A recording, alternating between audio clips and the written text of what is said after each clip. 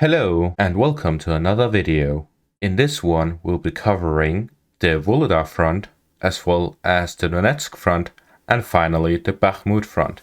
So starting out in the Vuhledar front, we see that the previous update was inaccurate, as according to the latest Riber update, the Ukrainians have control over both the southern part of Velika Novosilka as well as Vremivka and Niskushne. So the Russians are actually attacking Niskushne and the southern part of Velika Novosilka. The rest is under Ukrainian control. Moving on to Marinka. So what I didn't mention last time and someone else mentioned, which made me realize, the main highway between Horlivka and Marinka is cut off due to both this northern area but also this inside Marinka is both being cut off by the main highway in between Marinka and Horlivka.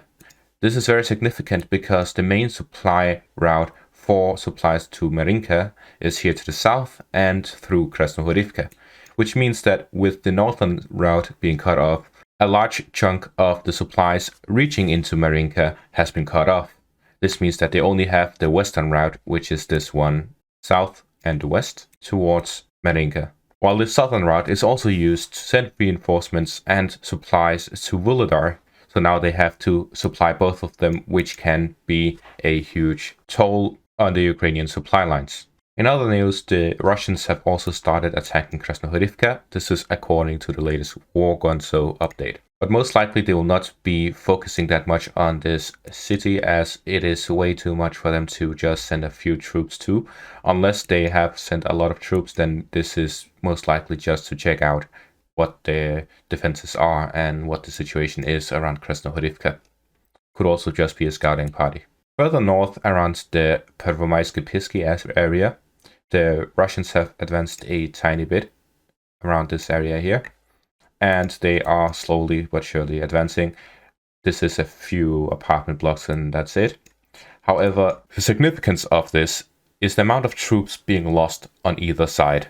Moving on to the Horlivka front, we see that the Russians have started an offensive against Yurivka.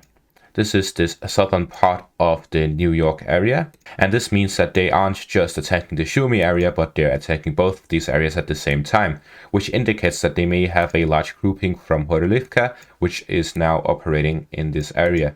This means that this is an actual offensive, and they are focusing their forces in this area at the same time as they are attacking Bakhmut. This is very interesting because the current triangular defensive line for the Ukrainians is Donetsk, Konstantinivka and Bakhmut. As we can see here, this triangle here. This means that with this, the Russians are both attacking the southern part of the triangle and the northern part of the triangle, while at the same time trying to breach into it through the center, through the Horlivka area and Klishchivka area. This means that they'll be able to cut off both supply lines to Donetsk and Bakhmut, while at the same time attacking these areas, which indicates that they want to take control of both of these so that they can focus their forces on Konstantinivka next. So this is a very late attack on Donetsk, as it will take at least as much effort in Donetsk as it has taken around Bakhmut, unless the Ukrainians decide to fall back from Donetsk. Then there will be another story. However, Donetsk is heavily fortified and there's a lot of residential areas between New York and Donetsk from this western area, and Sumy and Donetsk from the eastern area, which means that they have a lot of urban fighting to go through to reach Donetsk in the first place, and then they have to take it. However, what is significant about this is that the area here is fairly flat, and topographically they are on the lower area. There's both high grounds on the eastern side and the western side of the area, so this is a lower elevation enclave on the front line.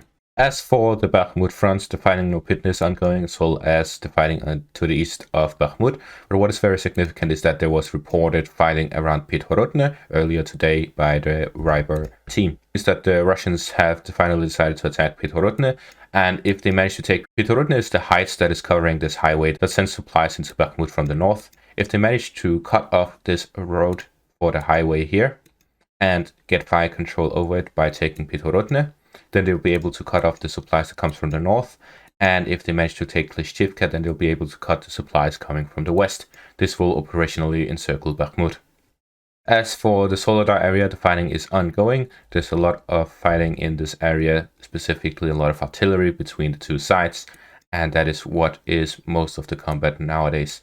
The Ukrainian soldier said earlier that 90% of the wounded throughout this war comes from artillery shells. And that's it for the frontline updates. Other than that, I have a few videos to show. First off, there's this bridge in the Melitopol area that partisans have blown up. We can see that on the map here to the southwest. This bridge connecting Konstantinivka and Melitopol. So this is actually very insignificant as it is between the eastern and western side of the city, and now they have to go all the way around to go between the two areas easily. There's also this western part here that is very small, so it will not be able to hold as much as the bridge can, and it will significantly reduce the movement between the two areas.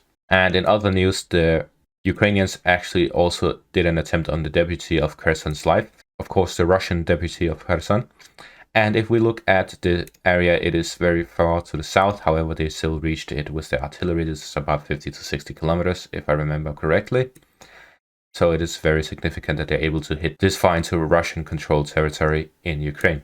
In other news, there's this bridge here to the north of the Bakhmut region. I previously reported that this is a Russian missile strike. However, this was later reported to be Ukrainian blowing it up themselves, which means that they are most likely planning on a retreat from the Pitorodne area and letting the Russians take control of it to form a defensive line along the highway. Because as we can see, there's this river that is the best defensive line for the Ukrainians if they lose the residential area to the east of Bakhmut.